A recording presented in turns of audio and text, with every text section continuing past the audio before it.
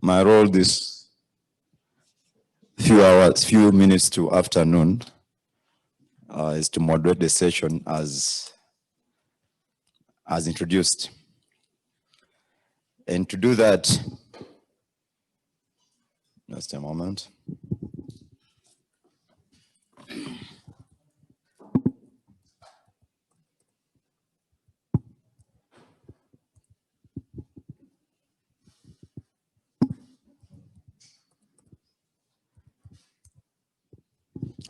Greetings from Uganda, meanwhile.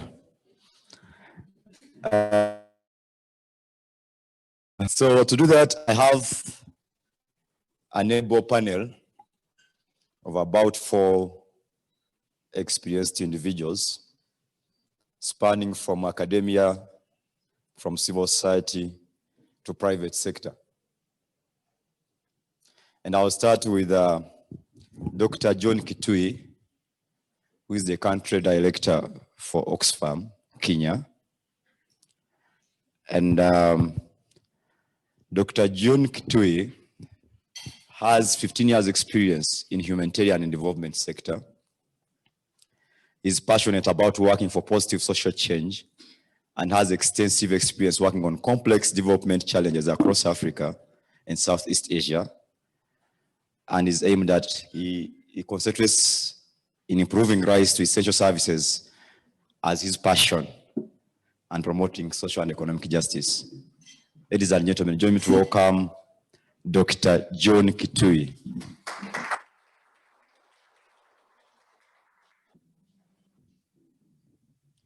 Next, we have someone from the private sector who will dissect with us how the private sector views extractives. His name is Moses Njiru Njeru. He's the Chief Executive Officer from the Kenya Chamber of Mines. Moses Njiru Njeru is a mining engineer by profession, and he joined the organization which is the Kenya Chamber of Mines in 2016, and he also worked for the government as a civil servant for over 18 years in the mineral sector. That's the wealth of experience you can hear from Mr. Moses Njiru. He holds a master's degree from the University of New South Wales, Sydney, in Australia, and a bachelor's degree in applied mathematics and physics from Jomo Kenyatta University of Agriculture and Technology. When Mr. Moses Njiru is not doing this applied physics and mathematics, he told me he loves preaching. Welcome with me, Mr. Moses Njiru Njeru.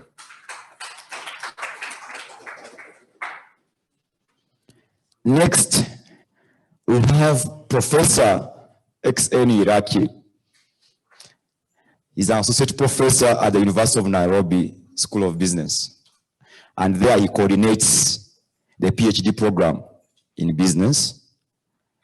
His research interests include economic analysis, innovations, and technology management. In addition, he has also been a columnist with Kenya's oldest newspaper, The Standard, for about 14 years. Beyond the academia, in his free time, Professor Iraki is a golfer. I'm told golf is a game for the rich people, though. Yes, I'm happy to associate with you. A mountain climber, a space enthusiast, but most interesting, he's a certified dowry negotiator. How many know about this certification? Welcome with me, Professor Iraki.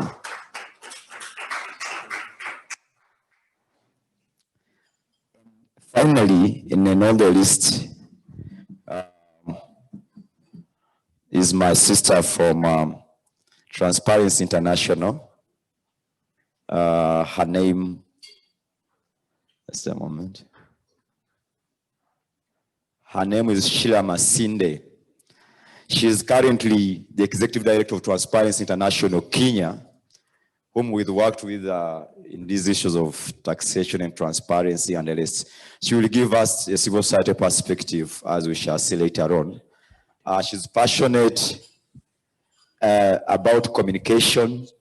She worked with the BBC Media Action which is a charity organization under the British Broadcasting Corporation, as a community and training manager. She's currently completing her master's in communication studies from the School of Journalism, University of Nairobi, and loves implementing initiatives that consider governance and social justice and development in every constituency. Welcome, Sheila Masinde, to the panel.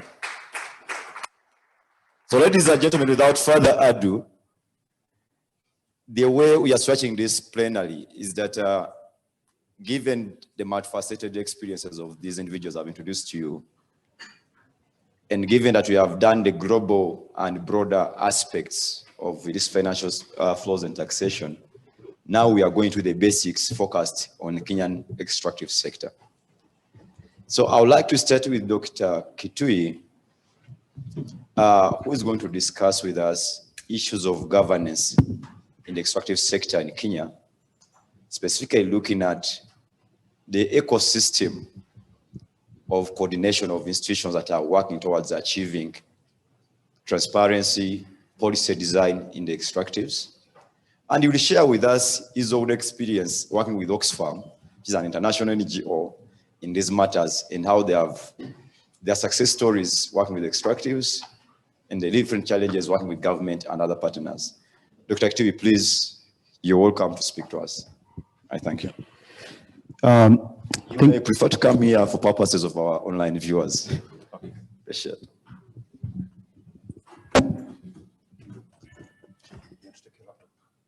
Yeah, please.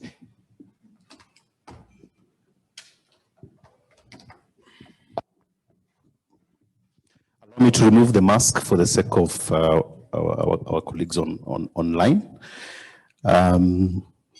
Thank you very much, Robert, for this opportunity. I think you've introduced me very well, so I will not repeat again my introductions. I think many have acknowledged that COVID-19 is going to be a game changer in the world in a very big way.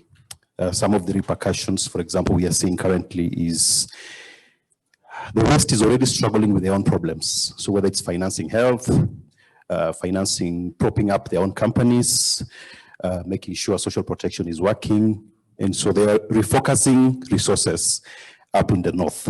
The world has gotten used to a world where most of the problems are in the south, and the white saviors usually come down to the south to rescue us. But I think when we look at the COVID-19, the main challenge has been in the north for whatever reasons. And for Africa as well, the main challenge has been now the resources are not going to flow as much as they always flown. And you see governments resorting to debt. I think we had about borrowing about, is it $10 billion or $100 billion to fund the impact of COVID as well. And I think for me, the extractive industry, and I think many agree that the extractive industry is portends a very good source of income if we manage it right. If we use this COVID-19 as an opportunity to get it right with making sure that the value from the extractive industries accrues to the Kenyan context or to the African context, to finance some of these public services that we are grappling with, whether it's health services, education, or even just social protection, looking at the amount of unemployment that COVID-19 has formed, as opposed to resorting to unsustainable debt. Already we are hugely indebted. One of the things that Oxfam is campaigning for is debt relief. We cannot be campaigning for debt relief when our governments are still borrowing more money. So why can't we look at more sustainable sources of income? And I think for me, the extractive industries is potentially a very good opportunity for that. I think from a civil society perspective as Oxfam, I think when you look at the country mining vision, I think for us, as a country mainly, or even as a continent, or countries within Africa, we have to place people at the center of our mining vision. And I think for me, that's not articulated very strongly enough. The mining vision, or the mining world, or the mining economy, when you look at the political economy of the extractive industry in Africa, it's very, very Eurocentric. It places Europe at the center of our minerals. So when we won independence, I think 50 or 60 years ago, I think one of the things we lost was we never really fought for the decolonization of the economic world. And I think for us, this is a very, very good opportunity to decolonize the extractive industries by all intents and purposes. And by placing the African people, placing the Kenyan people at the center, for us, I think for me, that's very, very good enough. I think the second thing that we should not miss out in the vision is also placing the environment in it as well. So the world is shifting from fossil fuels to more renewable energy. Should we be investing in pipelines for petroleum, or should we be investing in the how we mine nickel and lithium that are going into more renewable energy, for example? So when we talk about domesticating the Africa mining vision as Kenya country program, I think our position is we need to place people at the center and we need to place the environment at the center in a very, very proactive way to decolonize how the extractive industries work. And we were having a chat with Professor outside there, and I think one of the things I always say is that Kenya, we have enough laws. We have plenty of good laws. Okay, they can use some panel beating, but when you look at the Constitution, when you look at the Mining Act, when you look at the Petroleum Act, there's plenty of very, very good things inside there.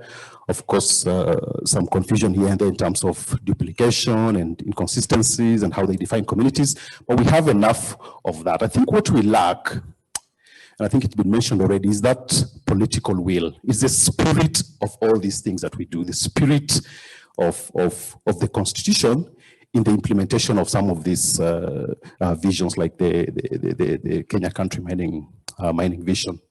And I think one of the things that I would like, for example, this forum to really live out and commit to as individuals, as a society, is the transparency and accountability related to extractive industries. As Oxfam, we will support mainly local organizations, but also proactively ourselves in engaging in the extractive industry. For example, we are supporting some of the partners in Turkana to engage the county governments and national governments around oil and gas, as well, sharing information with communities, making sure the communities get the due benefits they are due, that there is free prior informed consent before their land is taken as well.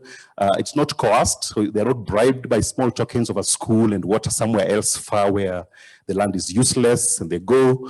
So when you look at the Land Act, for example, it zero rates Turkana land. So you can actually basically go there and say there's oil here. So everyone is displaced. What is the value you pay the community is zero. And because it's zero rated land. So we try to work with communities and local partners to challenge some of these very regressive ways of dealing with citizens. So for example, how do you zero rate land? Just because it has oil in it, and it's easier for you to displace people, and you compensate them and actually say this land was zero, but I've compensated you anyway, so I've done you a favor as well. And I think one of the main challenges we face in that playing the civil society role is access to information. Access to information, access to contracts. What contracts are governments signing with the multinational companies? I think that has to be explicit. Access to information on revenues, so how much revenue is flowing. Access to information on how much oil is being, I don't think I know how much oil was actually exported from, we don't know. And to which country, I think someone was mentioning, we have no idea where the oil eventually landed. How much was the government paid? We have no idea. How can we not have an idea when this actually is the resources of the people? And I think for me, one of the things I just wanted to say is that one of the challenges we are facing as civil society, and I think for me this forum should live out very strongly for, is transparency and accountability in terms of access to information. And I think if we can form a movement to demand that there is more transparency, more accountability, I think for me that would be a very, very positive outcome of this conference. And we need to proactively ask the government to come up with a legislation, a regulation that governs transparency and accountability, including, now we have to use technology to make sure that this information is really publicly available. The second thing I think is the oversight role of the oversight roles. And I think as civil society roles, there are people who are supposed to be providing oversight that are not providing oversight. And we have to have that mechanism to hold them accountable for providing that oversight, whether we are talking about the parliament, we're talking about the Office of the Auditor General, we're talking about the judicial system as well, we're talking about the citizens as well in terms of the local communities holding those people who are accountable to providing information. I think the last one is how do we deal with the moral hazard that is inherent within the principal-agent relationship? So as citizens, these minerals are ours. Then we give the state the responsibility to manage it on behalf of us as citizens. But then the principal gets a third party, the multinational companies, to come and extract this oil and sell it, but we're the principal. And I think the moral hazard is the agent and the third party are colluding and they don't want to provide information to us, and they don't want to provide those resources, and they don't want to even let us know the flow of those resources from extraction all the way to how the beneficence aspect, how they're funding public services as well, and putting that money into health, education, and social protection. So I think for me, those are some of the challenges we're facing. There is that moral hazard where the agent and the third parties are colluding. And I think as citizens, we need to stand up and challenge that we are the holders of those resources. So from a civil society perspective, I think for me, that's basically, I think, the message I wanted to pass. And I think as we engage, if we manage to achieve that transparency and accountability movement, provide oversight to responsible entities as well, and also proactively challenge that principal agent third party moral hazard that is inherent in how the relationship in the extractive industries works, I think we will have achieved. But I think for me, the theme is about decolonizing the extractive industries going forward, so that it's no longer controlled, placing the multinationals at the center, or Eurocentric, placing Europe at the center, but placing the African people at the center. Thank you very much.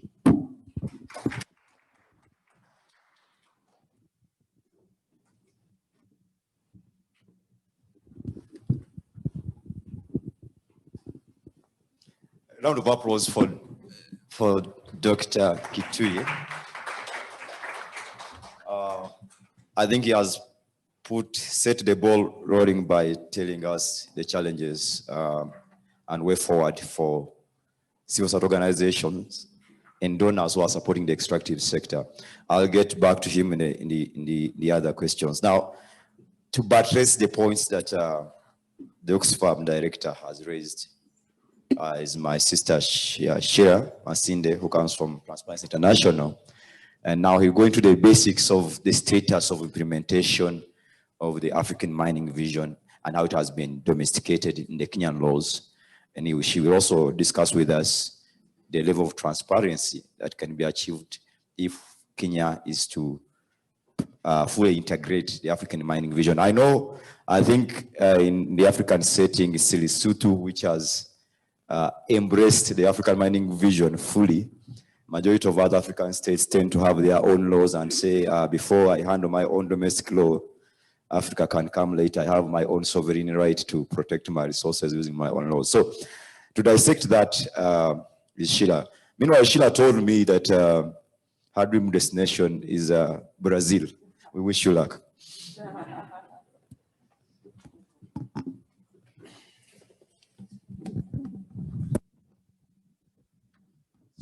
When Robert asked me, let me remove my mask, about my dream destination, I asked him, are we still dreaming? Personally, I don't know. I don't see myself going into a plane again anytime soon. I think life has been made easier with these virtual conferences, but I think I'd still want to go to Brazil, at least to watch the football. It's my favorite team.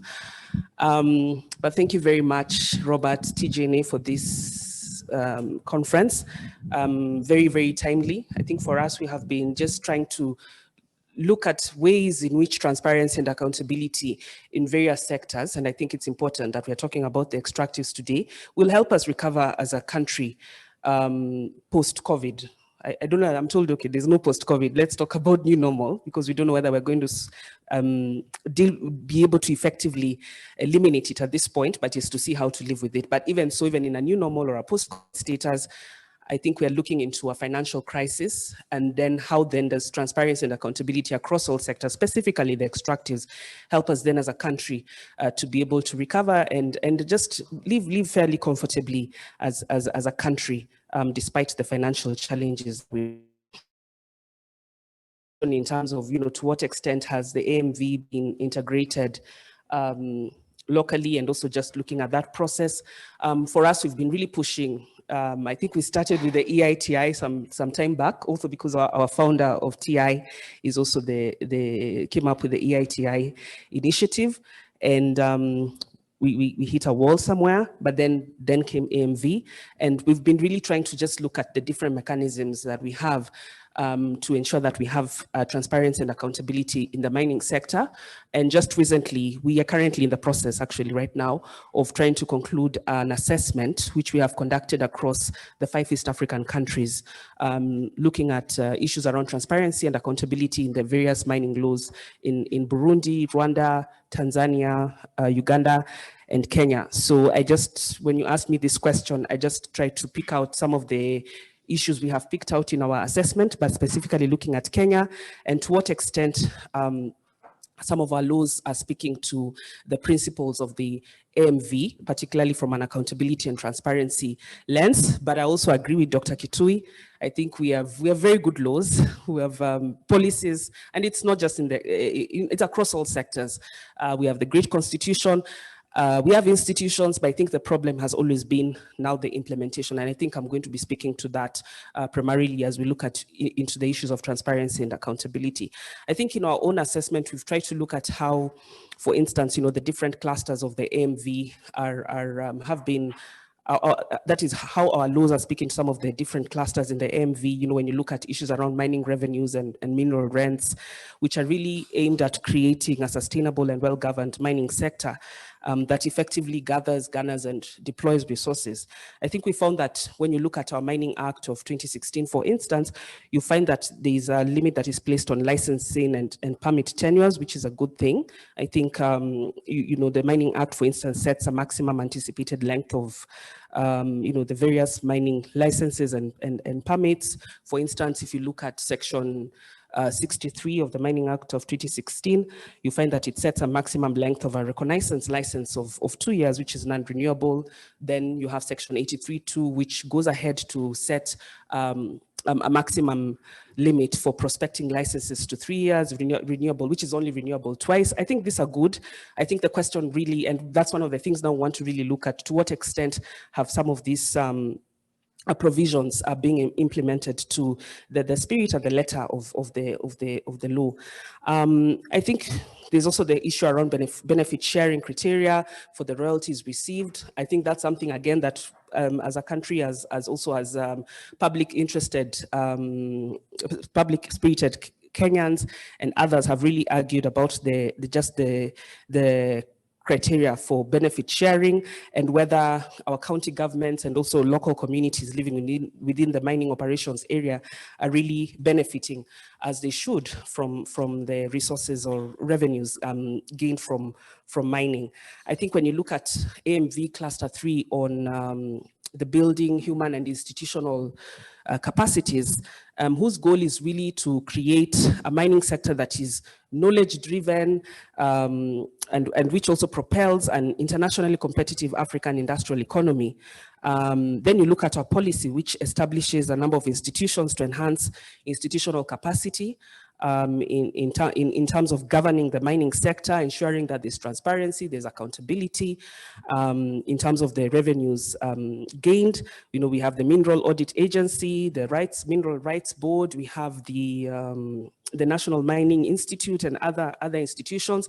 But then there's a question of have these institutions really worked efficiently? And then I just jump also to the point that Dr. Kitui had raised, just looking at some of our oversight institutions and their functions. The role of Parliament and Senate. There's the role of the Commission on Administrative Justice, particularly in terms of oversighting the issue of access to information. And I'll come to speak about access to information, because that's been a big problem in terms of just getting information on mineral contracts and so on, and other financial information in the extractive industry. But then a question about the role, whether the role of the role that has been played by the Commission on Administrative Justice, that's the Ombudsman, whether they've really been effective in terms of ensuring that we have access to information in regard to the mining sector. We also have other institutions such as the Kenya Revenue Authority, its role in terms of domestic resource mobilization. We know that they've been trying to cast the net wider. Recently, I think, and there's a lot of hue and cry about it, trying to, widen that to include, the mama mbogas. I think there's also been that effort to, again, ensure that we are capturing also revenues in the real estate sector. But then there's also been a question of whether KRA has really done its best to ensure that all taxes due from the extractives are also netted, just as we try to enhance, domestic resource mobilization. So there's a big question we really need to look at also at the role of the institutions, particularly the oversight institutions and the enforcement institutions, in terms of ensuring that we're able to manage the sector in a transparent and accountable manner, and Kenyans are able to really benefit from the dues that we're getting from the extractive sector. So I don't want to go so much into the theory of the law and everything, but I think in principle, the principle really that we must look at is, with all these laws, with all the provisions that we have currently in place in terms of our legal framework and institutional framework, are they really working for Kenyans in terms of ensuring that there's transparency in the sector? And then, of course, we have the great Constitution of 2010. When you look at Article 10 of the Constitution's principles of governance and our national values, we have good governance, we have transparency, we have accountability, we have also the issue of public participation. And I think Dr. Kitui has also talked about it in terms of looking at even the level of community participation in the extractives industry. And I think that's one of the things that for us, we've been really trying to push. To what extent are local communities involved? And not just local communities, but even looking at the role and the role played, and also the information given to special interest groups within the communities, starting with the youth and also looking at the role of women. I think there's been a big problem. We did a research some years back, just looking at conducting a corruption risk assessment in the licensing of mining awards. And we found that there's a really, really big problem, particularly in regards to participation of women. We just looked at a few counties, but there's a big problem right there.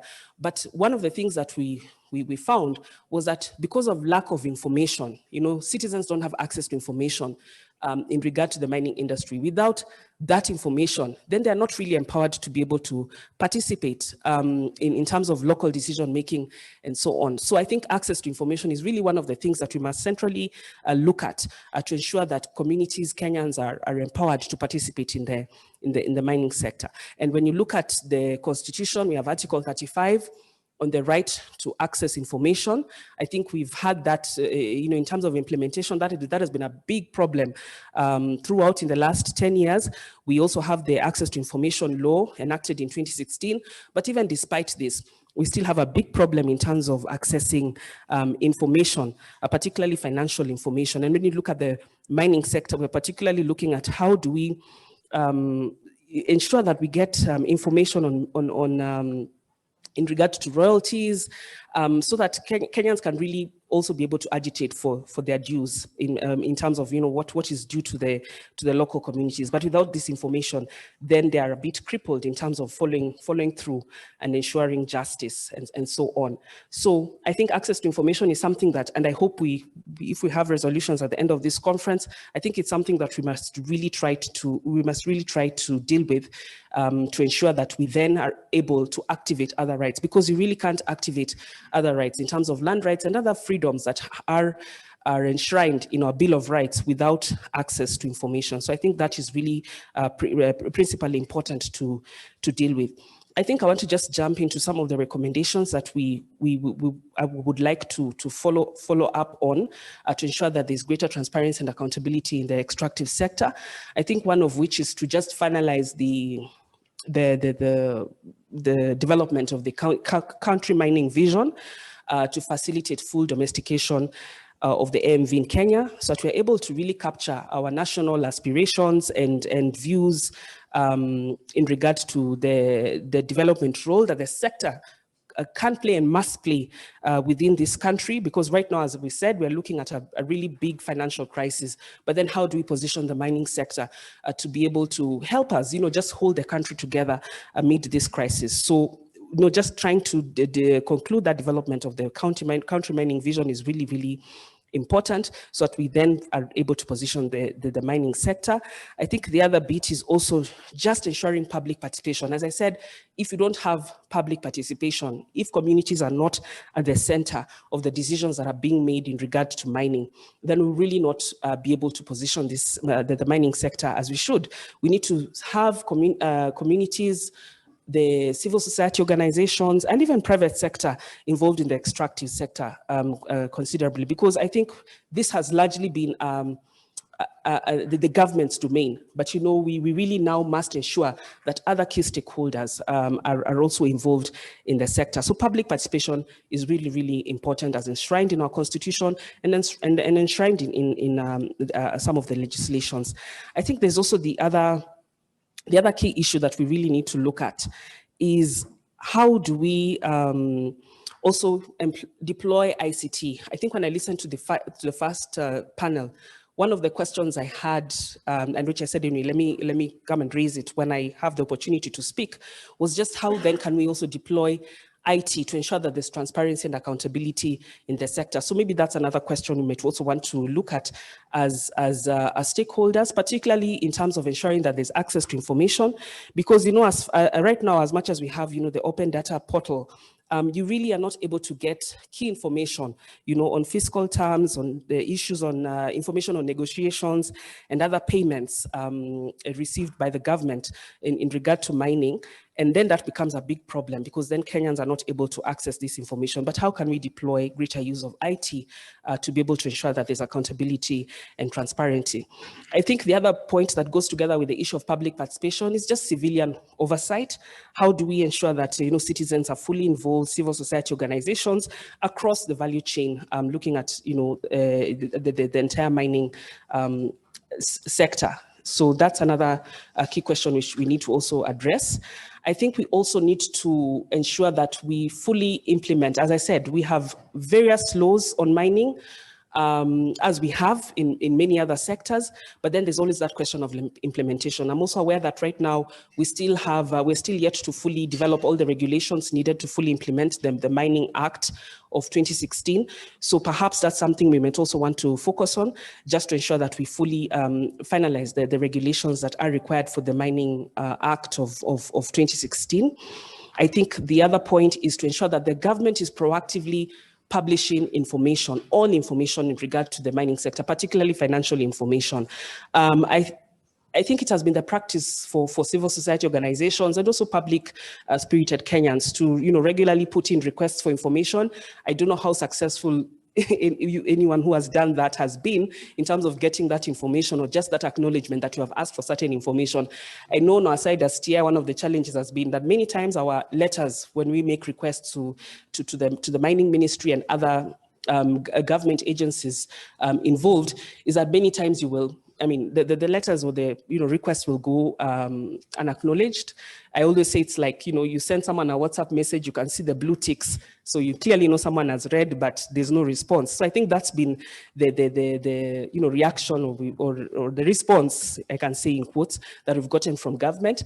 Many times, if an acknowledgement is made, most of the time you'll just be told that we can't give you that information for now. So in terms of access to information, how can we ensure that the government is actually routinely publishing and being very proactive in terms of giving us financial information, not just information for the sake of it, but actually what we need is financial information on matters around mining. So I think that's one of the things that we must also make a call for to ensure transparency and accountability moving on. The other key thing we need to do, particularly also to enhance civilian oversight, is also just finalize the process of the community development agreements to enable the community to fully monitor, the use of the 10% royalties that are allocated to their communities. I think without this, then we'll not be able to fully ensure public participation and also just promote civilian oversight. When Alvin spoke, I think when he was giving a response in the last session, he also talked about the issue around beneficial ownership transparency. I think this is also a matter, like for us, we have really been pushing. And currently, we are also just doing a research on the issue around beneficial ownership in the extractive sector. And we hope that we can then be able to share with all of you once we have that, because we thought that it's really important as one of the key actions to ensure transparency and accountability in the sector moving on. And it's something, once we have that research out, we'd be happy to share. And And finally, I think I've touched on the issue around the institutions involved, Parliament, Senate. They have a key role as per Article 71 of the Constitution to oversee the management of natural resources. How do we ensure that we actually hold them to account to ensure that this is done and they play their role in terms of ratifying transactions involving, the granting of concessions and so on? Because for me, I feel there's been a really big gap in terms of the role of Parliament and ensuring that, that Kenyans actually get whatever is due to them in regard to the mining sector, and just ensuring and holding the mining institutions accountable. So we really must push Parliament and the Senate. I've talked about the Commission on Administrative Justice and its role to oversight the issues around access to information. And also there's the NEMA, the role of NEMA, the National Environmental Management Authority. I think I talked about the research we conducted a few years ago on corruption risk assessment in the award of mining licenses. And we found a big problem, a big corruption risk in the issuance of environmental licenses, by NEMA. And that's also been a big problem. So how do we deal with corruption in that space? But generally, as I conclude, and I look forward to engaging in the plenary session, is if we don't ensure transparency and accountability in this sector, then recovering from the effects of COVID-19 will be very, very difficult, because I think this sector has a big promise for Kenyans in terms of our own, economic sustainability. So I think it's one sector that we really must pay great attention to. And I think this conference by TGNA is very timely, and congratulations for this. And we hope that we come up with key outcomes and action points that will enable us to push that button on transparency and accountability even more. Thank you. Thank you very much. Thank you very much, Sheila. I think what stands out is that information is power. So SDG 16.10 talks about access to information as a fundamental aspect to empower people and their living standards. Thank you very much for that discussion. Now, when we come with the civil society introducing us into status of implementation of the African mining vision in Kenya, we have someone from the private sector, and that's Moses. Moses, basically what I would like you to discuss with us is we know that government deals with the investors in the private sector. Specifically, we know how government awards tax incentives or tax holidays to the sector, which is not a bad thing, but there is an argument that oftentimes the multinational companies interested in investing in this sector actually act as lobbyists to obtain those incentives. So we'd like your opinions about that. We'd also like you to tell us how effective can we have a fully engaged private sector in promoting transparency in this sector, in extractives. And finally, you could also discuss with us what have been your experiences as a person who has served both in the government and the private sector in terms of the effectiveness of the extractives and mining sectors. Welcome, Moses.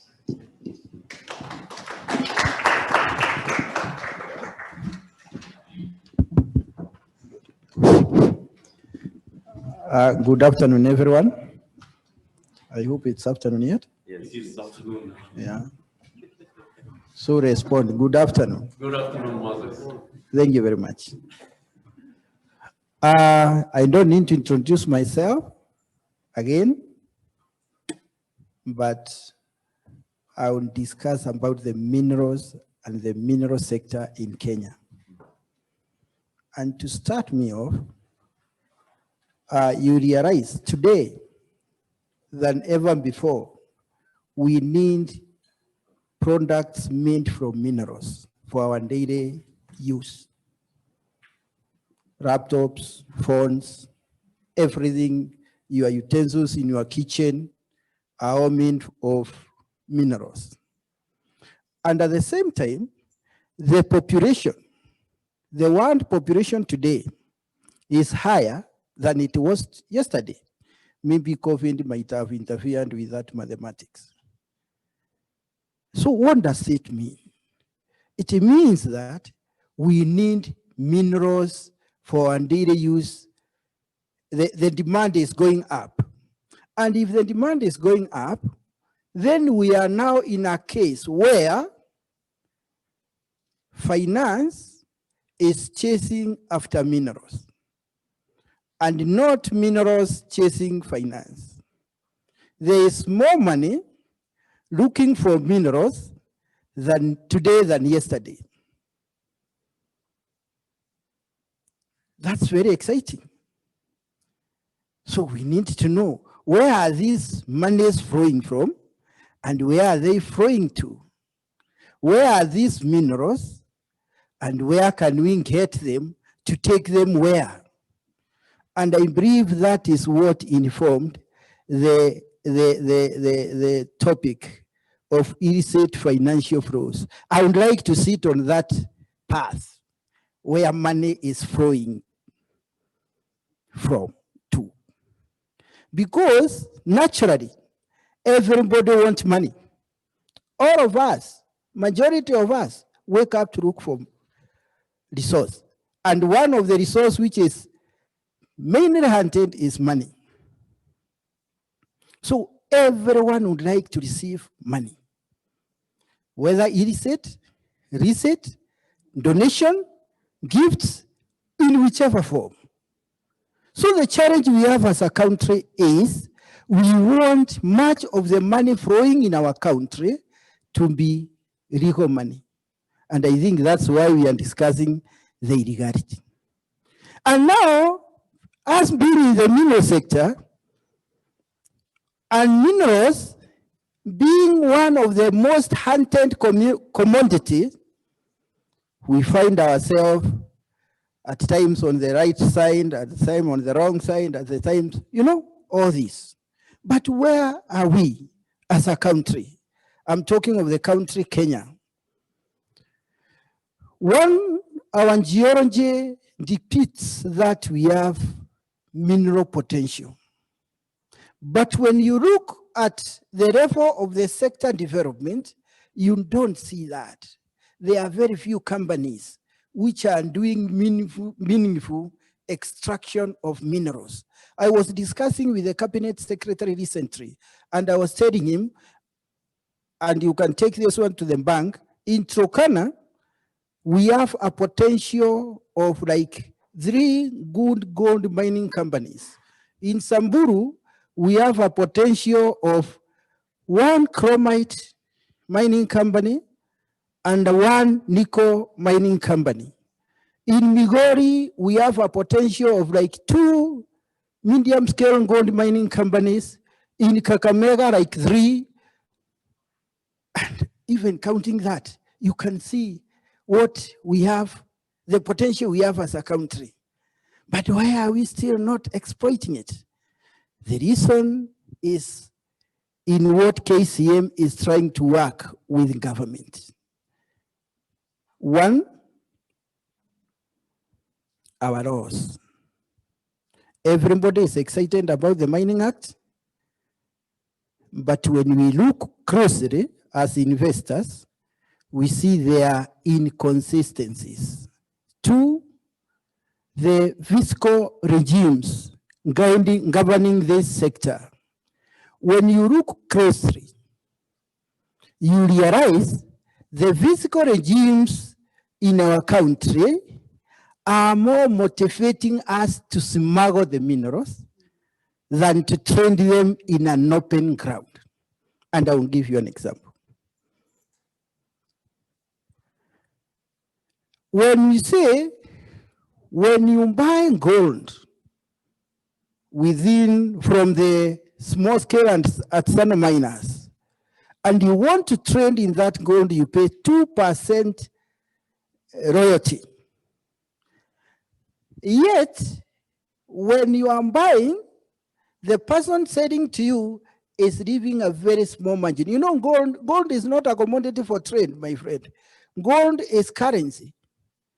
And countries should use it to attract foreign currency. But when you think it's a commodity where you can say, okay, I'm buying it at 1,000 shillings, I'll sell it at 2,000 shillings, I'll make a profit of 50%, I can pay 2%, you are wrong. In Kenya today, if you are trading gold legally, even though I give you a kilo of gold now, you are saying, you see it? I give you a kilo of gold today. To trade that kilo of gold in the legal ways, PAC, you not make money. That is the situation we are in. And what, remember we said what? Minerals attract, finances are running, chasing money. No, finances are chasing minerals. Are we here? So if I have a kilo of gold here, which I cannot trade legally, and there is a buyer here who want to give me money, what do you think I'll do? Yes, all the panya roots. Get the money. Let him get the mineral. And then the finances I have gotten will qualify to be illicit. Who cares? Maybe Transparency International. Are we there? And this is where now Kenya Chamber of Mines, together with government, we are having frequent meetings. We have formed a technical working group to look at issues which can help bring sanity, create more transparency in the sector. And it's not easy. I was the Commissioner of Mines and Geology. It's not easy to bring transparency in the sector. Because even when I was the commissioner, there was a lot of opaqueness. Anyway, I share the blame. Why? In more often than not, it's a deal between the investor and the regulator. You want this license in this area, I will give you this license in this area. The community, and those who are from the communities can agree with me, they only see an investor with a paper in their areas. They don't know who it is. And if they are smarter, they will have gone even to the chief, to the local MP, to introduce themselves so that other things can come up. When we tried to change that, I remember, I'm giving you my personal experience, well, there's a time we had a very serious investor in this country. He was called Dangote.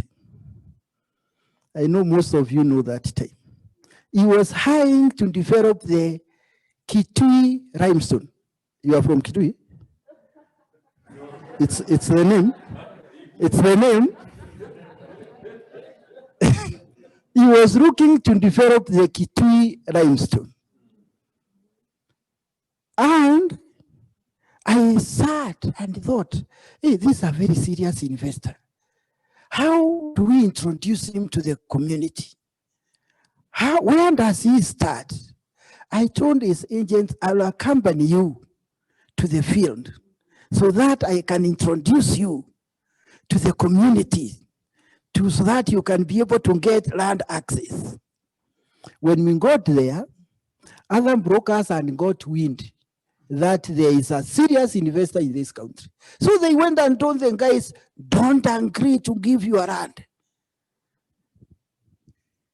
He has to pay a lot of money. You know, land became shh.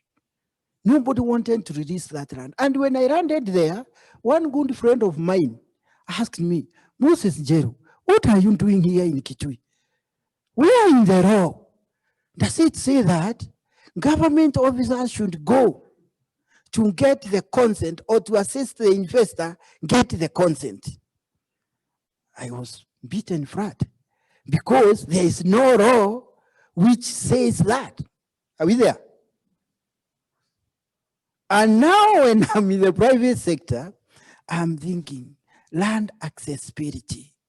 In the consent, I thank you, you mentioned about the Mining Act. If you look at the Mining Act, section 37, section 38, section 39, and 40, it talks about how the investors can get land accessibility. But it's still not here nor there.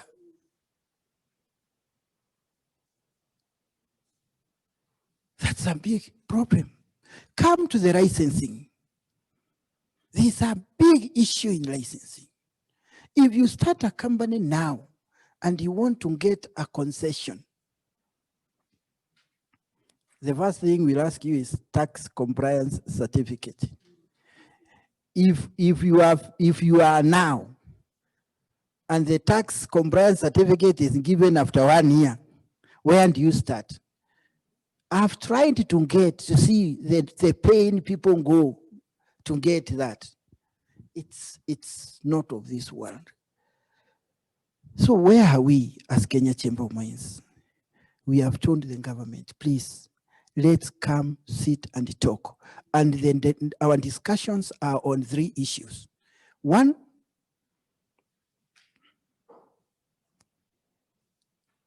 challenges in obtaining a license. Because if it's not smooth all the way, it will definitely bring issues of corruption. And these are the things we don't want to have. Because if we smoothen our procedures and processes, then it means we will be able to praise the investor very fast, and the investor will be motivated even to do more for the people and for the country. But if the investor is getting these licenses after a lot of sweating, then other people will be looking and say, how can I circumvent this procedure? And that will be fattening the ground for corruption. We are looking also at issues of fiscal regimes. What do you pay when and where? How much should we pay for the minerals being utilized in our country? And how much should we pay for our minerals being exported? How do we recognize the value addition aspects? From the run of mine, mineral processed, manufacture of mineral-based products, and the like. Kenya Chamber of Mines is in a multi-agency committee. We are the only government, we are the only private sector in that, which is trying to look at how do we promote export of minerals, or how do we reduce importation of mineral products. Because whichever way, it will have an impact on our import-export trade deficit. Is it true? And those discussions, I know they are premised in the office of the president. The Ministry of Trade is coordinating that, and we want to take it to as higher level as we can. The TWG I've mentioned, when we met and discussed, we realized one fundamental thing, which means most people may not have realized, that we don't have a crowd which motivates the jewelry making in our country. Yet, we are the biggest producers of gemstones and gold, the 2 major ingredients required in a jewelry industry. So as a country, we have the potential to have a very vibrant jewelry industry and reduce on the importation of the jewelry from the island and the like. And when I was discussing with the jewelers, they said, jewelry making is a art. You cannot go to a classroom and come home, say, now I can make jewels. No, it is a art, I don't know. It is in your fingertips. The Asian we are discussing with, they said, this is a family lineage. It's the family just find itself in that business. And from that discussion, we are saying, so what do we need to do? The country can decide to make it easier for gem cutters to come to our country through maybe making it very smooth for work permits or something like that. And one qualified or one experienced gem cutter can be attached to like 5 other local people who, after a time, they will be cutters. They can get the skill. And these are some of the things now we are looking at. If we achieve it, God give us the strength, we can be better.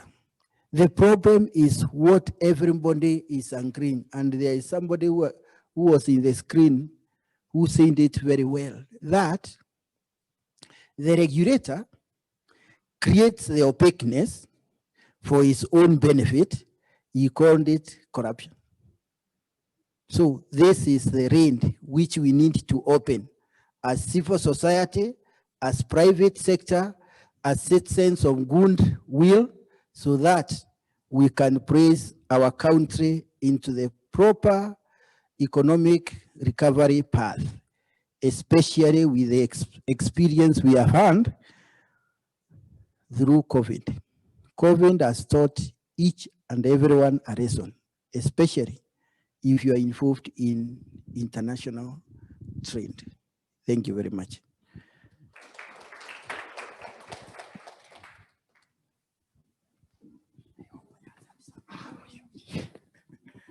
Yeah, thank you very much.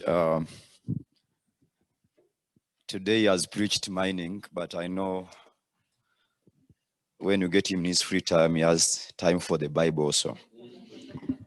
But he mentioned something very fundamental, which buttresses what the rest of the speakers have been discussing. That in Kenya, unlike some other African countries where we've been talking about the lack of, or the non-existence of updated fiscal regimes, in Kenya that's not a problem. There is lots of it. The challenges that other speakers alluded to are to do with the implementation, but it brings in another aspect that even when they're existing, there are some gaps within that if not addressed, then opaqueness in the extractive sector will continue to be the norm, not the new norm. It will be the existing norm. So that now takes us to the next panelist, like I'd explained to you. When I was still in the academia, the only beauty about academics, or being a lecturer or teaching, was that you had, we used to call it, I've forgotten. We used to have immunity of opinion. Academics, I believe that what they say, because it has been based on research, it is very objective. And they are called in to neutralize the extreme positions of civil society against government, against private sector. So allow me to welcome Professor to demystify further this issue based on his experience and research in extractives. And tell us, what are these missing issues that our sister and brother have highlighted? And what is the best strategy? More specifically, the issue of revenue utilization in the extractives. Regardless of how little we get, how can we make it more beneficial for all nationals? The issues to do with our wealth funds, the future of revenue in the extractive sector. Because not only Kenya alone, so many countries are finding oil and gas depots wherever. I know, for instance, in Tanzania, President Magufuli had to say, first halt inactivity in the mining sector until all our regulations and laws are updated so that these guys don't rob us. And I think he has tried to work out the acacia mining issue and the rest. So, Professor, please, you're welcome. And I have the opportunity to sit in every chair that these people are sitting in.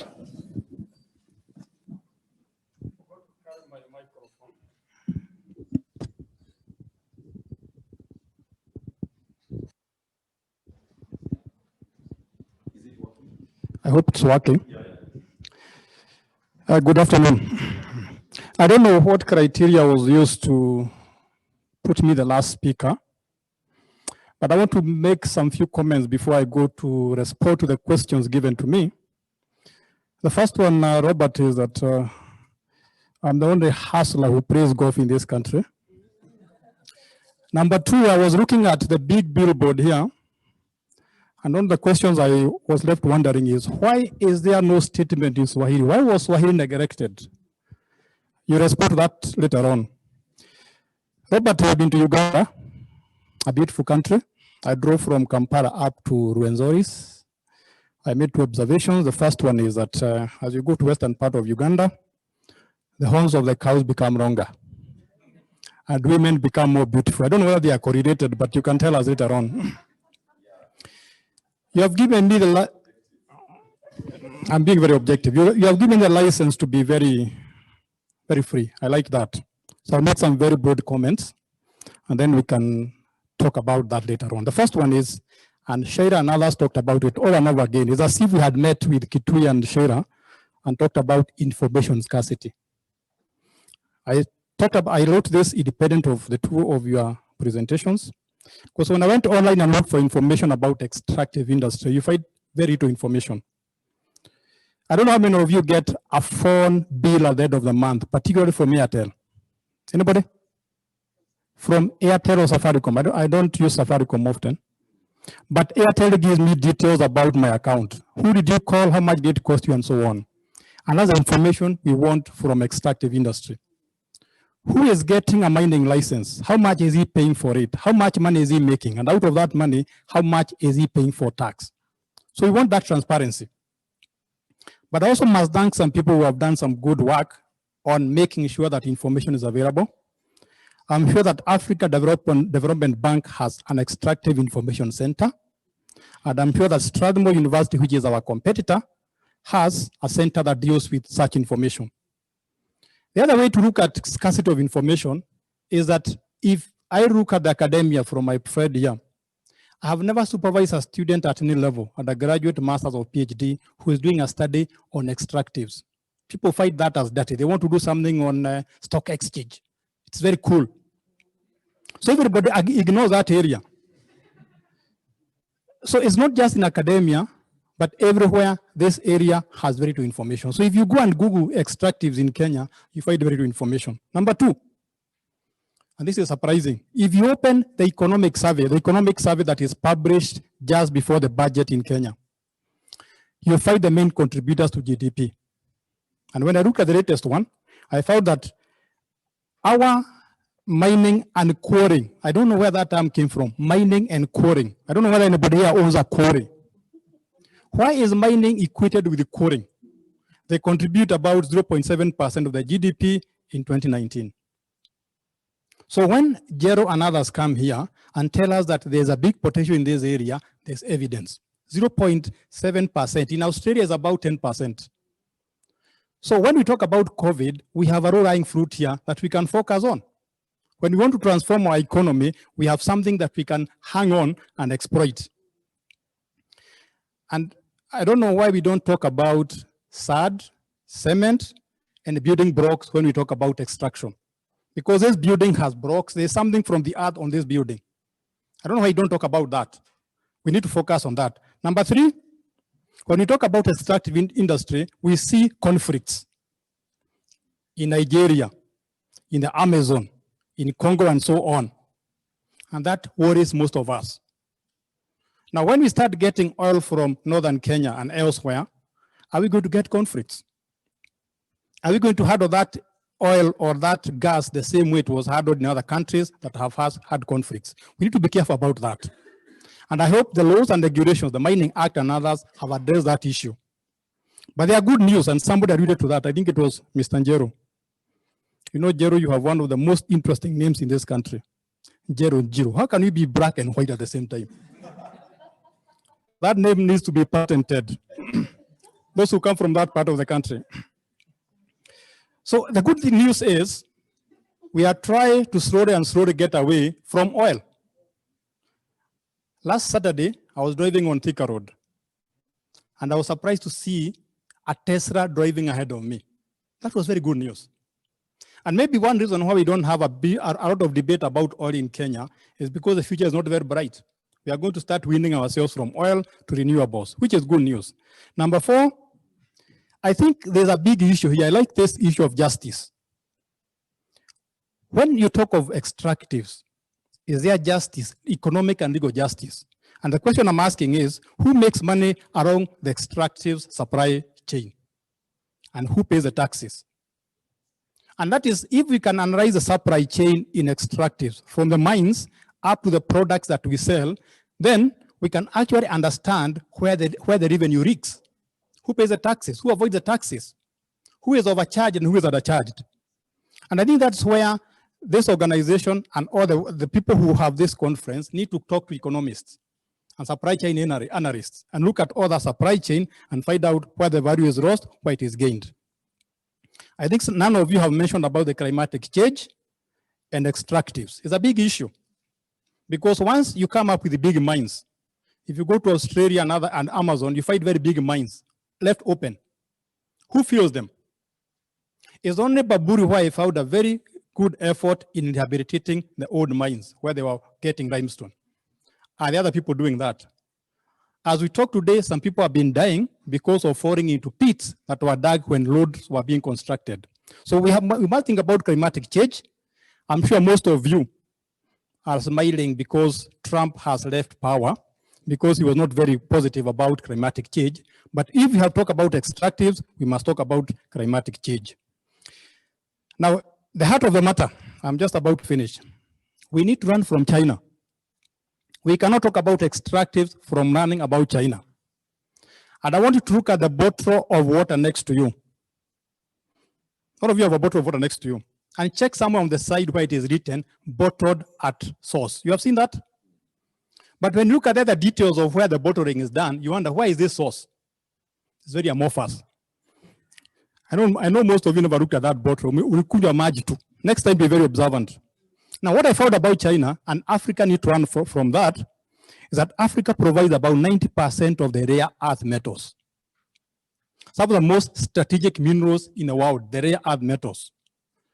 For those of you who slept through chemistry lessons, the rare earth metals are either periodic table 8 or 9, one of those rows or one of those columns. Check later on.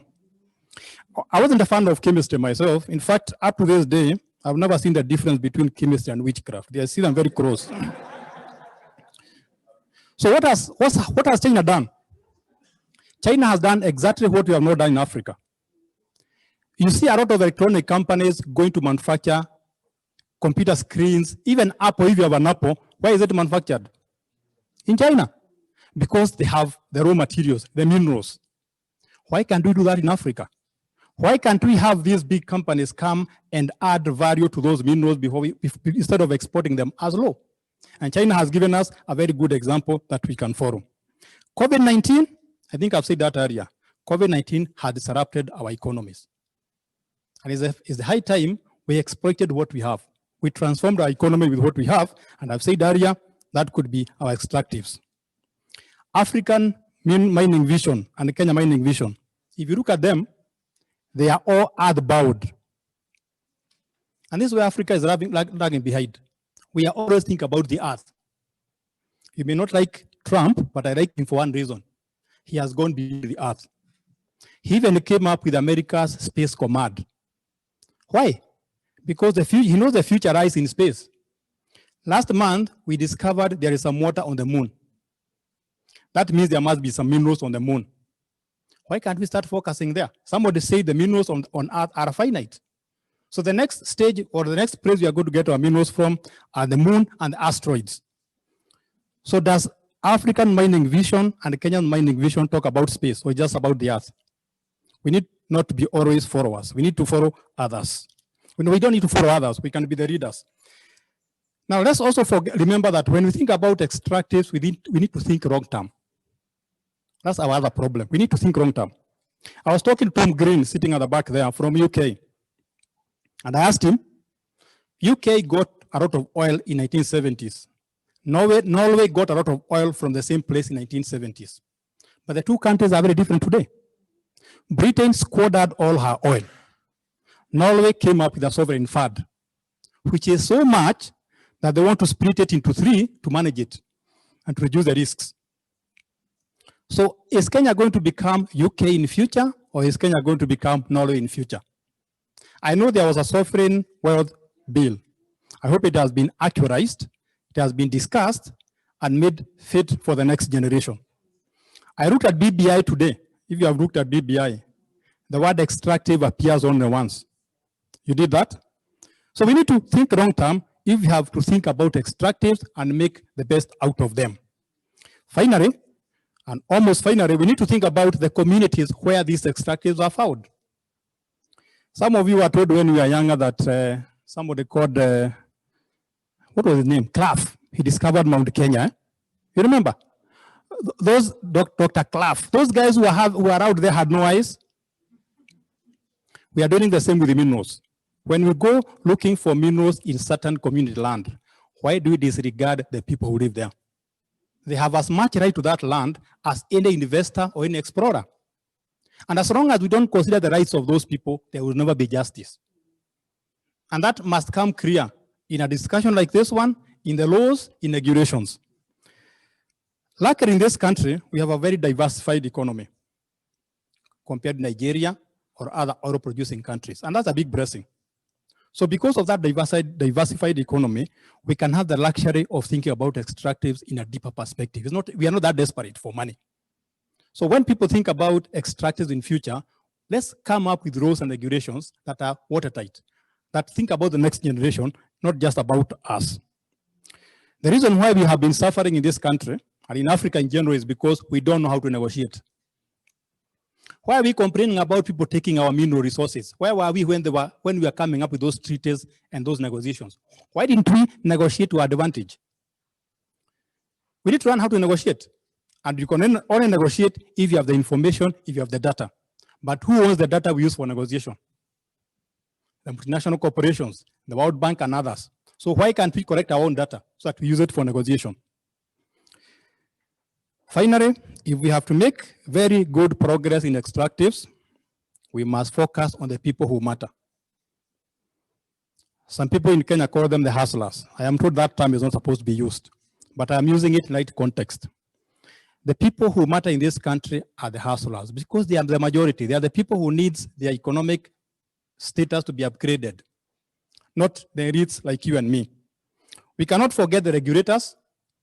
Regulators, Mr. Njiro, should always come up with regulations that make it easier to exploit extractives or to do business, not to stop us from doing business. Let's remember the neighbors. We are not going to be good in extractives if we don't focus on the neighbors, the Ugandans, the Tanzanians, and so on. If you look at diamond industry, it has done so well because of international cooperation. So if we have to make a lot of money from our extractives, we cannot do it as a single country. We must cooperate with our neighbors. We must think of how does the Ugandan oil and the Kenyan oil add the value to the two countries if we start together. I think East African community should not be just about politics. It should also be about extractives and other resources we have on this part of East Africa. Thank you for your patience. We can engage further. Do I carry this with me? Please. Thank you.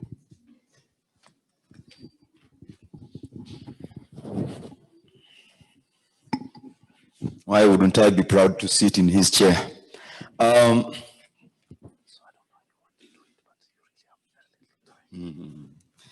advised that we are running short of time, but we cannot leave this discussion only to the panelists that I have here. But Professor, to what your fears about chemistry? Witchcraft is called African chemistry. So there is a little resemblance there. So, ladies and gentlemen, would love to hear from you after this engagement with the panelists. If you would like to have any questions. But before you do that, I have a food for thought for all of us in the house. And is about the interaction between the various SDGs and the fight against these financial flows. When I read goal 8.3, which is about small and medium enterprises development. It is trying to encourage countries to create conducive environment for startups. And I think this is what Mr. Njeru, I don't know which comes first, has alluded to, the hassle that companies go through to start up. And the professor has also put his voice to the same. Now, the food for thought is, in the world where we are trying to limit the risks of these financial flows and ensuring that due diligence is made before we approve someone to invest in the country, we need beneficial ownership information. We need to establish if they are permanently established in the country. We need tax clearance certificates before even the business starts. What should come first? It's food for thought. We are not answering the question. One, the SDG is saying, facilitate the startup. The taxman is saying that if I don't do due diligence to this man, they are ending up not paying taxes, which will facilitate evasion and avoidance. So what comes first? As a food for thought. So I would like to see if there are any questions from, I will take a maximum of 5 in the audience to the panelists. Yes, who is moving, please?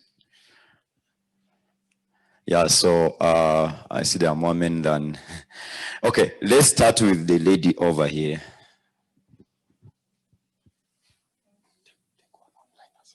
Good. Thank you. Thank you, Robert. So my question is regarding the oversight rules of various government bodies. And the panelists have really emphasized that we have beautiful laws, we have a really good legal framework in Kenya. The issue is implementation.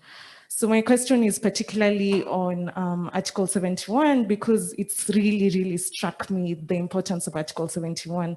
First of all, the gravity of such a clause being in the Constitution cannot be overlooked, that the Parliament is actually supposed to ratify any agreements that any other government actors enter into in terms of mining concessions.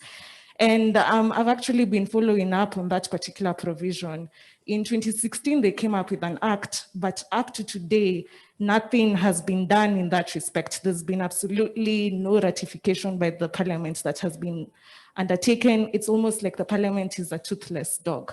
So my question is, as civil society organizations, what are the legal remedies to such? How can we continue increasing the pressure on these particular oversight bodies so that they can actually do the work that they've been legally mandated to do? Is it an, yes, I think that's my question. Yeah. Thank you. I think, Sheila, you've noted that, and other panelists. Yeah, the gentleman over there. There's a gentleman. Yeah, right. Right behind there.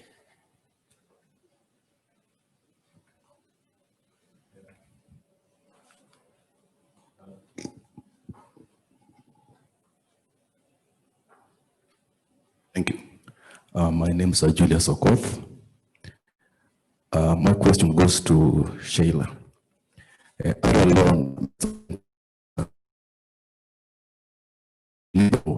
Economy.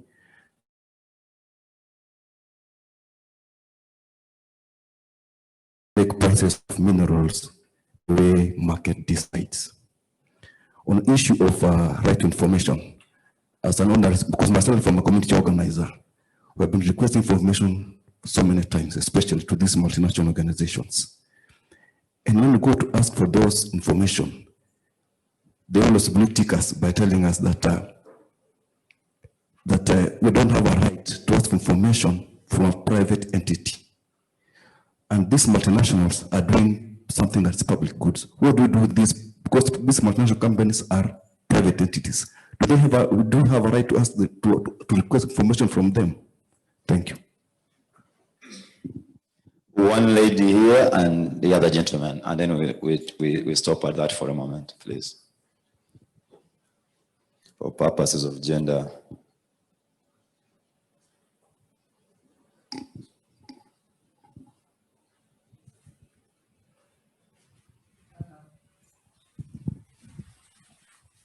Thank you very much. Maybe I want to probably bring this in a different perspective. I don't know whether there is any political mind in the room, but I wanted to ask something from a political, or maybe make a comment from political engagement. One, first of all, I want to thank the panelists. You know, even the Bible says, my people perish for lack of knowledge. So when there's knowledge, it's important.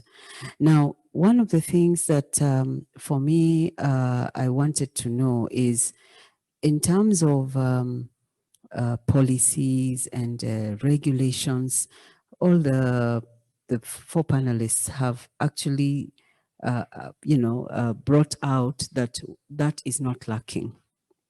However, learning from the Tanzanian experience, where we didn't even have these policies and these regulations, you need to understand President Magufuli was actually voted in overwhelmingly. I know you want to talk about the other things, but I'm telling you in terms of some of the aspects that probably could have made people think that he's a better candidate, was because of protecting the natural resources of Tanzania. That is key. And what we need to know is that we have, and I don't want to sugarcoat it because that is what is the truth. And my sister there, please don't take me wrongly. There's a sister who is in the mining sector. The women within mining and extractive industries, they don't look at you like serious investors, so to speak. It's those who we bring in. But this is a cartel everywhere. It's a cartel. So we need to understand it, and that cartel will not allow you to have some of this. So number one, Mr. Njeru, when you say that getting a tax compliance certificate is difficult, really? What are we saying? Number two, for transparency, the idea of the Mining Act and it being passed, there's one thing to pass the act and the other thing to implement it. The engagement, I don't know whether you have engaged the relevant parliamentary committee on aspects of engagement and the oversight that they are doing. Where or up to what extent have you done that? And then in terms of even just highlighting, Dr. Kitu, you talked about political will. You seem to understand it very well. But to what extent are you engaging? Because if you don't get this political will correct, the cartels will still dominate, the flaws will still be there, and you will not know the questions, Njeru, you asked, where is the money flowing to and where is them? There's no synergy. And that is where we need to begin. And I'm telling you that it's a problem within, at least, let me say, I can talk about within the East Africa region, but I will tell you that the reason why President Magufuli is managing right now is because there are certain laws. You don't just bring an investor. So me, I go to Tanzania, even if I come from, and I can just go to somewhere and I think that I can put up, it doesn't work like that. But we need to do that even here in Kenya. So I don't know, but those are the things. Thank you very much. Appreciated. Next gentleman, and then we'll halt at that. We'll take two questions also from online. Thank you very much. My name is Kefas Ojuka.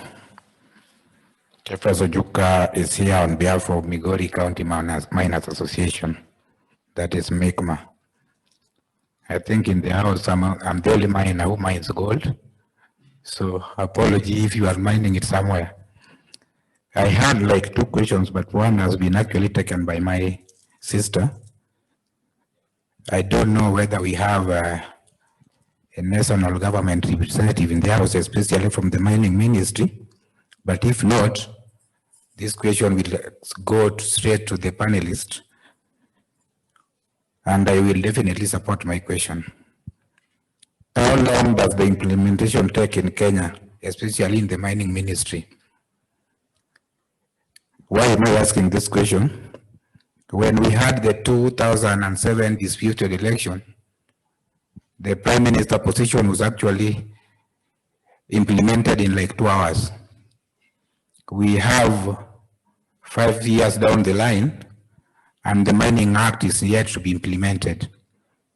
So to our dear brother, I would love to hear how long it takes in the ministry, especially in the national government, taking in mind that mining is not yet, it's not fully devolved. A comment now. We are here actually, I'm very honored to be around, to the organizers of this particular meeting, and to our dear partners. For how long are we going to move out of this everyday meeting to the real implementation? How best can we do this together? Thank you. Thank you very much. Well, it looks like even the online ones are increasing.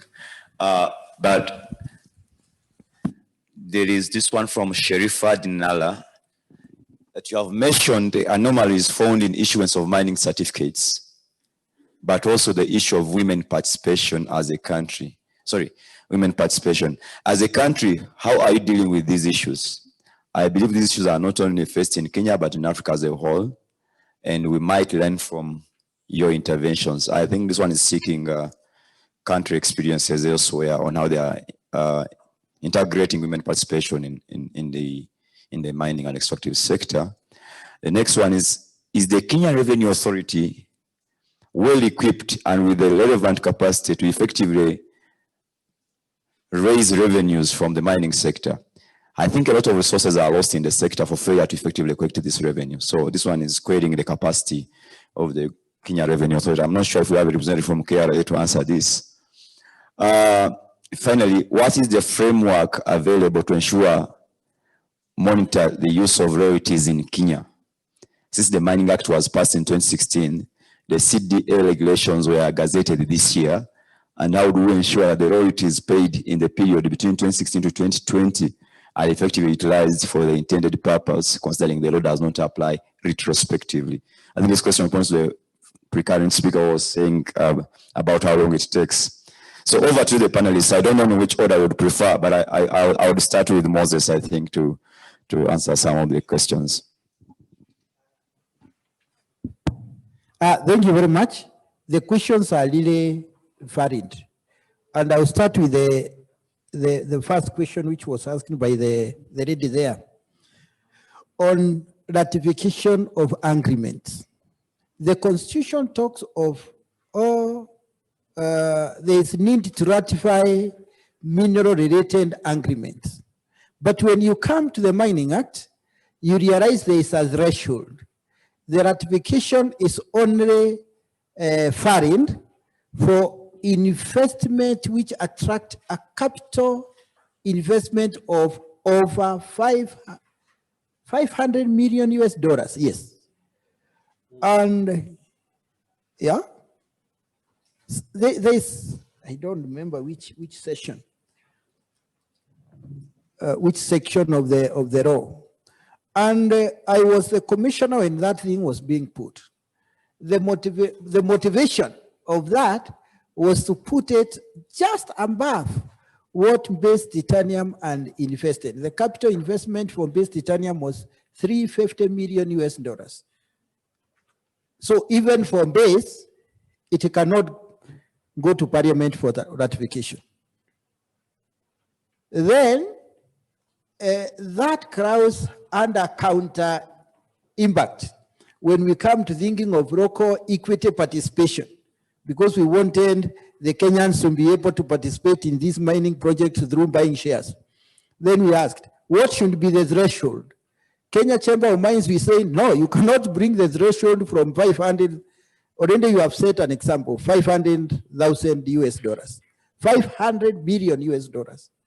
The ministry wanted that to be 100 million US dollars, and there was a debate. So we asked ourselves, if you put a threshold of 100 million US dollars for that company to be able to sell its shares to the locals, are you motivating injection of capital in our country, or you are demotivating? What will happen if I just invest 99 million US dollars?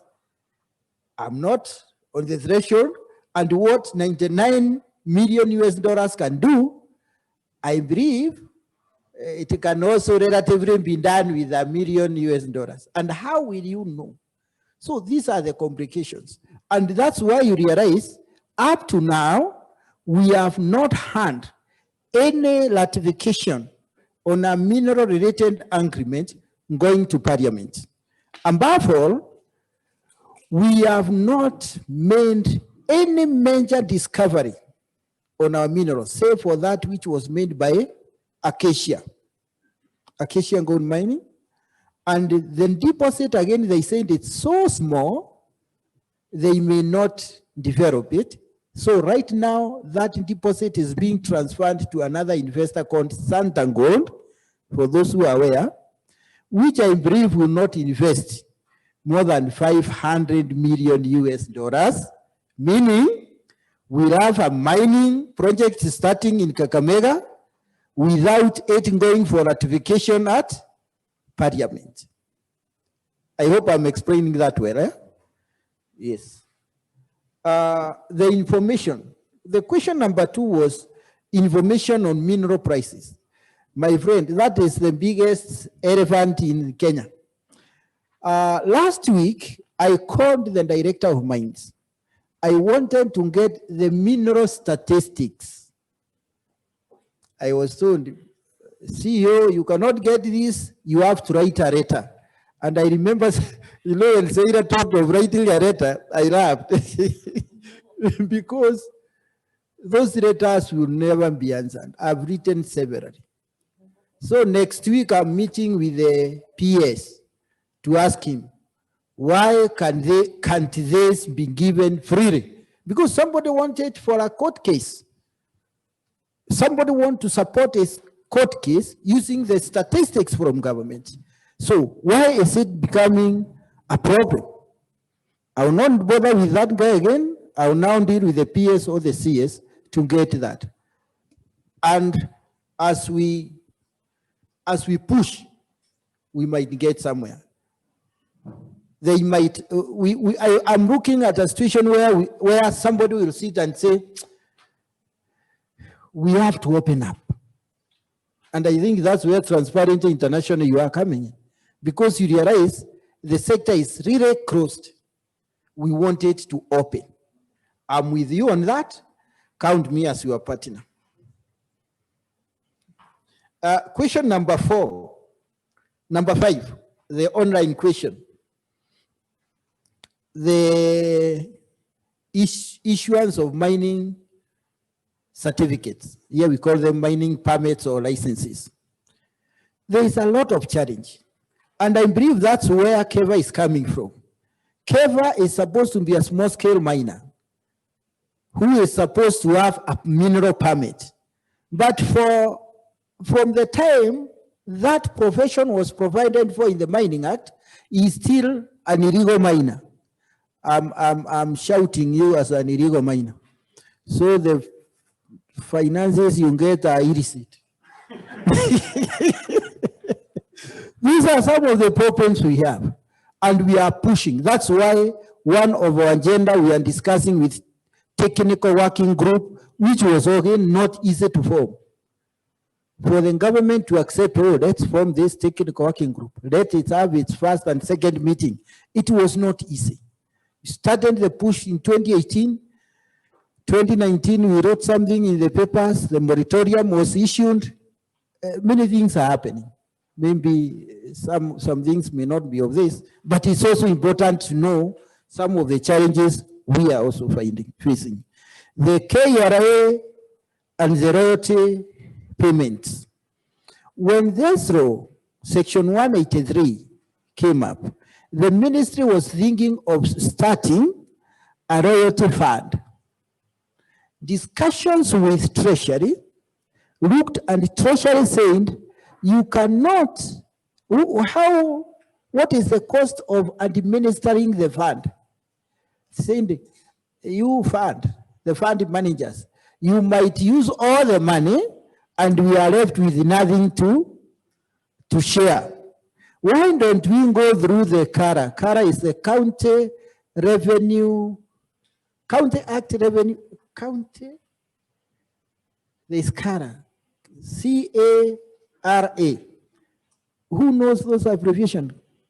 There's an act on how the counties will correct and utilize revenues, something like that. Why don't we buy from that? So the idea of establishing a royalty fund, nationally managed, was kind of shelved, and now we are looking at how we can go the CARA way. All these things. Now you asked a question when you're here, or somebody asked, will the law apply retrogressively? Yes. Our position as chamber is the Mining Act is the law which dictates how revenue should be shared. And it was established in 2016. So all those royalties which have been paid from 2016 to whatever time the sharing will actually happen should be shared in accordance to the stipulated formula. And that is not retrogressive, that is just entrained implementation of the actions. Thank you. Thank you very much. Sheila, would you like to take on some of the questions, please? Yeah, without repeating what Mr. Njeru has addressed. I'll start with Julius on the question he asked about, just the right to access information. And I think our constitution is clear. You have the right to access information from both government and private entities. But however, information sought from private entities must be really necessary for the exercise or protection of another right or fundamental freedom. And I think in the context of asking for information, like, the nature of information that you're requesting, that is really something that is necessary to ensure that the rights and freedoms of Kenyans are protected. And there are various rights when you look at issues around mining. There's the issue of land rights and others. So I think, I don't know to what extent you have also engaged, the Commission on Administrative Justice. When you look at the application of the Access to Information Law, that commission is really central in terms of oversighting. And like for us, what we have done, whenever we seek any information from any government or any other entity, which we believe is central for the realization of our rights as citizens, we always, copy the Commission on Administrative Justice. I know there have been certain challenges, and they would be able to explain maybe in the next sessions on access to information around this issue. We need to involve them so that we see how we ensure that we get access to information, given that it's been such a big problem in the mining sector. But I know to some extent they are then able to help follow up with the requisite agencies. In our case, they have in some cases. Just to try and midwife that, access to justice and access to information and accountability. So I would always recommend trying to ensure that you include the Commission on Administrative Justice to help midwife that access to information and the right and rights. The question around the, what legal remedies can be applied for inaction by Parliament. I think we've seen Parliament really slipping on the job in a number of issues related to public oversighting on public finance management. It's not just their role as articulated under Article 71, but even when you look at, for instance, implementation of the findings and recommendations of the Auditor General's reports, the issue around public debt, which also came up in the first session. I think Parliament has really not, effected its role here, and has actually let the executive run roughshod in terms of imprudence and other injustices and so on in terms of public finance management. So I think it's really a key concern in how we ensure that Parliament is effective, particularly in application of Article 71 in overseeing the management of natural resources. We would suggest perhaps even maybe we need to look at, and it's something we have tried in other issues. Maybe it's something we can try in terms of application of Article 71, petitioning, not just individual members of Parliament. I think that is really important. I think it's even time as citizens, we now looking at the different sectors and where gaps have been in terms of the performance of Parliament. Can we even as civil society organizations just raise awareness among their constituents, the voters, that, hey, look, your MP has been inefficient in regard to this and this issue. It's one thing to just keep on speaking in Parliament. I think when you look at the performance of MPs, we always look at, okay, is he contributing to Harambe's? Is he attending funerals? Is he speaking in Parliament? But now we need to go beyond that and now look at really those roles that have been given to them as per our constitution. Are they really as individual members of Parliament, leave alone as a collective, as Senate or the National Assembly, but as individual members of Parliament? Is your MP doing ABCD? And it should include the issue of oversighting in regard to natural resource management. I'll also just link this question to, or my response to what my sister has raised in regard to whether we have even petitioned the committee. No, we haven't, but I think it's really important, and I'll link that to my answer again on the issue of remedies in terms of inaction by Parliament. In addition to petitioning individual members of Parliament, I think we also need to now see how we engage the committee, the Parliamentary Committee on Natural Resources, and see how they also come in terms of application of Article 71.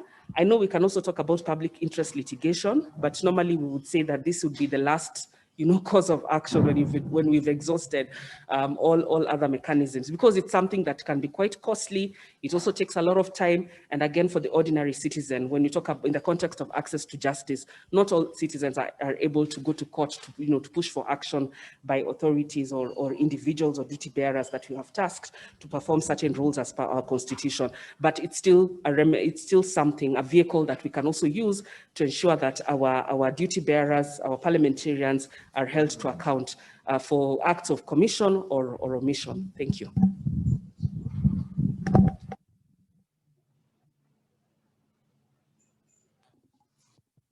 Yeah, it's okay. Dr.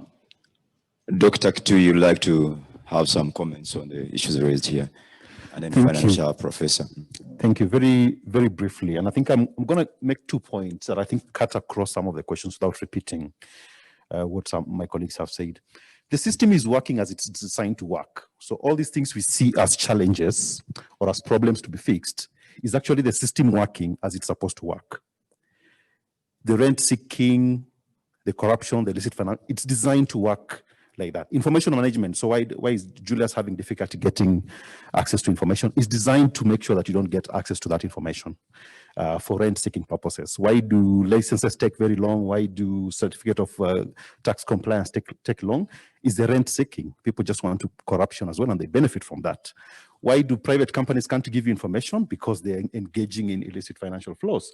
And so, as I mentioned earlier, the agent, who's the government, and the third party, who is the private, they benefit from those relationships. So you have to do really a political economy analysis of the extractive industry, and you realize that the system is working as it's supposed to work, whether it's information management, the license, the kickbacks as well. And I think Njiru can tell us now that he's seen the light, how much kickbacks actually go on between the multinationals and the regulators, because we know it happens, we speculate. And the information, the opacity of the information makes us outside here think that actually probably there's a lot of money flowing hands, probably that it is. Maybe people are just getting a few thousands and they're auctioning the country at a plate of food, for that matter. So the system works the way it's supposed to work. And I think for me, Julius, one of the things I really want to appeal to the team here is we need to start a movement to demand for transparency and accountability. And this movement has to bring together the civil society, the private sector that has seen the light, like the KCM, the journalists, the media as well, the communities, the county governments, and even insiders within the government who really want to see this country benefit from extractive industries. Without a clear movement that is very well mobilized, very well organized, with a very clear agenda to demand for transparency and accountability within the extractive industry, we will have this conversation again next year, because the system is designed to work the way it is. As we're talking about BBI, why don't we put transparency and accountability at the center of that? Why don't we have a legislation purely for transparency and accountability? All contracts have to be public, all licenses have to be public, all revenues have to be public. We want all this information public. And I think unless we organize ourselves as multi-stakeholders to demand for a legislation purely, a regulation purely for transparency and accountability that is enforced, then we are going to have a lot of false starts. So I think that's the only way to manufacture the political well that Musioma and Dereje talked about earlier, because the politicians are the same guys. When you say we're going to do a Lokichar Lamu pipeline, they run to buy the land along that pipeline so that they can be compensated themselves. The system is working as it's designed to work. The same politicians who sit in parliament who are supposed to be providing oversight are the same guys who own some of these oil wells. Once the geological maps are published, they run to buy this land. The system is working as it's designed to work. And for us to shift, we really have to understand the political economy of what keeps the system, the status quo as it is, before we actually challenge it. And I think for me, I would really like to see a legislation that purely focuses on within the mineral ministry, a legislation purely for transparency and accountability. The last point I want to make is about KRA's ability to raise collection. I think for me, and I may be wrong on this, I think KRA is very good in collecting taxes from pay-as-you-earn. With automation, pay-as-you-earn is going to be really, really reduced, because machines are taking over most of the work, even in the extractive industries. And so we are going to see all this transfer pricing and misinvoicing. And so a lot of revenue is going to be lost because we're not playing at the capacity where KRA is on taxation. And I may be wrong. I wish they were here to clarify that. I think where we're going, we really require proper financial modeling, design, and planning. The multinationals do tax planning. By the time they're negotiating contracts and everything else, they've known already what they will invoice, what they will declare as profit, and what they will declare as return on investment on their capital to be taxed in zero tax havens. They know. I'm not very sure if our Kenya Revenue Authority actually does planning of taxation. Do they even estimate how much oil is under Lokichar well? And they know over a year will produce this how much, and of this revenue, how much will come to the government? Do they plan that?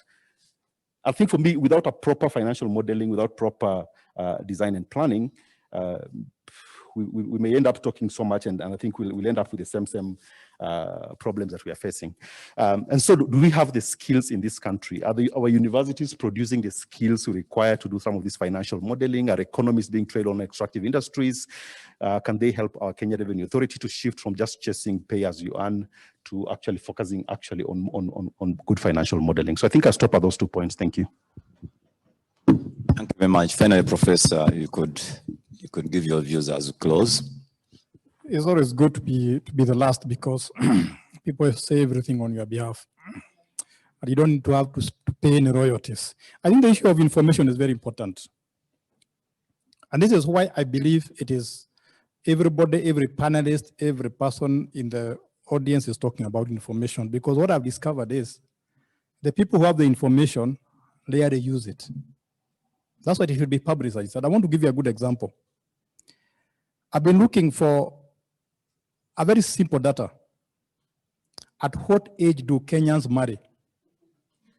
And I want to find out in the last 100 years, are Kenyans marrying younger or older?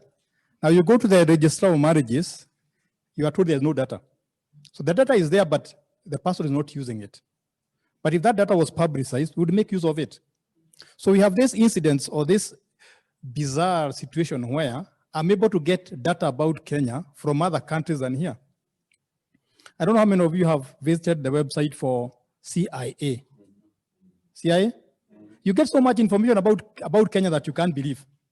But I think I agree with my partner here that we need maybe some new rules to make sure that data is publicized so that people can make use of it. Tanzania, my friend, I think I might be wrong, I might be right, but Tanzanians are more nationalistic than Kenyans. And I think that is, in Kenya, everything goes. But I still believe that Tanzania's best option out of their mineral wealth of extractive industry is to use the Chinese model. Let people come and exploit those minerals within Tanzania. Like, as an economist, I'm still having a head spin. Why do we export oil? Why can't we process it here? Maybe somebody can answer that for me later on. Finally, I think when it comes to regulation, when we come to licenses, we need to change our thinking in this country and realize that sometimes a carrot works better than a stick.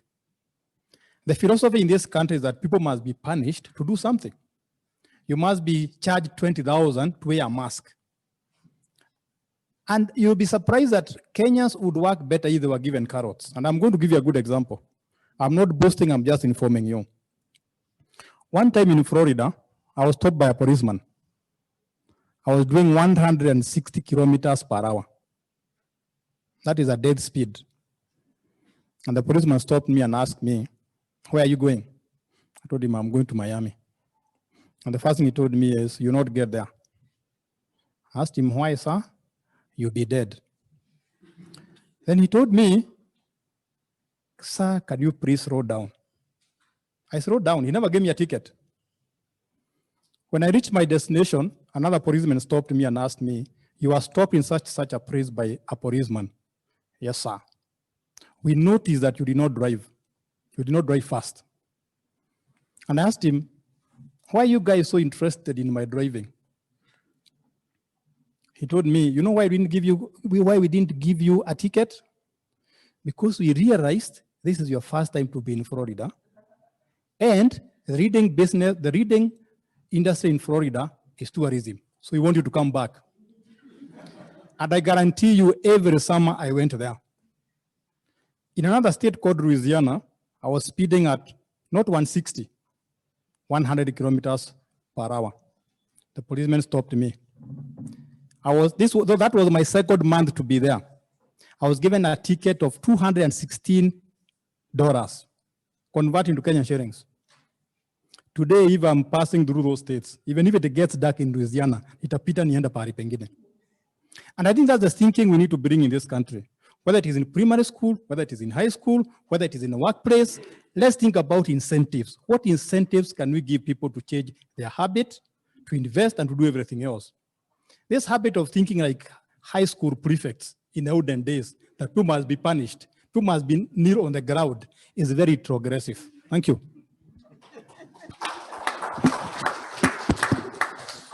What a way to end such a discussion. Another round of applause from our panelists, please. By clapping for me, I felt like a politician. And another round of applause for ourselves for being such patient and participatory individuals. So I will hand you back over to Ndugu Cyprian to tell us what's next. Thank you very much.